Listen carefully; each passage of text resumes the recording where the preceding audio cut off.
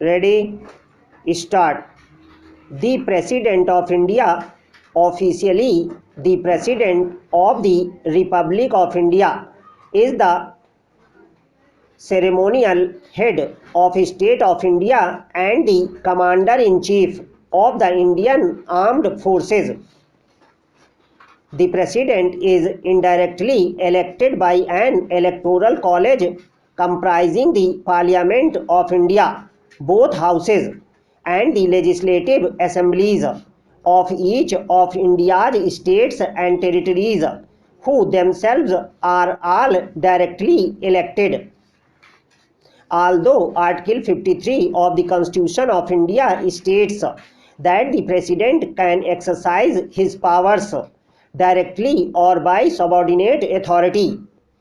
With few exceptions, all of the executive powers vested in the President are, in practice, exercised by the Prime Minister, a subordinate authority, with the help of the Council of Ministers. The President is bound by the Constitution to act on the advice of the Prime Minister and Cabinet as long as the advice is not violating the Constitution. India achieved independence from the British on 15th August 1947, initially as a dominion within the Commonwealth of Nations with George VI as king, represented in the country by a Governor General. Still following this, the Constituent Assembly of India, under the leadership of B.R. Ambedkar, undertook the process of drafting a completely new constitution for the country. The Constitution of India was eventually enacted on 26 November 1949 and came into force on 26 January 1950, making India a republic. The offices of monarch and Governor General were replaced by the new office of President of India, with Rajendra Prasad as its first incumbent.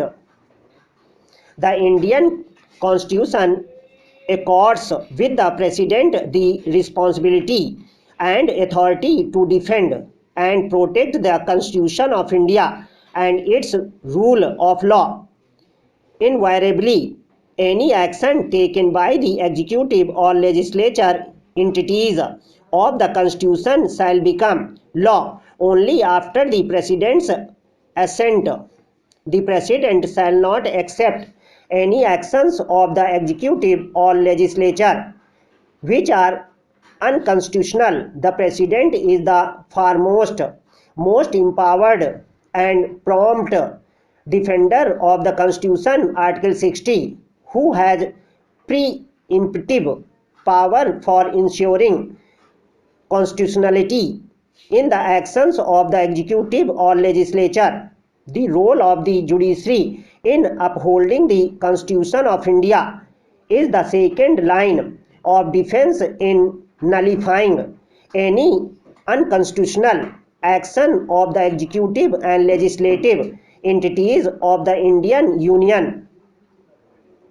Under the draft Constitution, a President occupies the same position as the King under the English Constitution. He is the head of the state but not of the executive.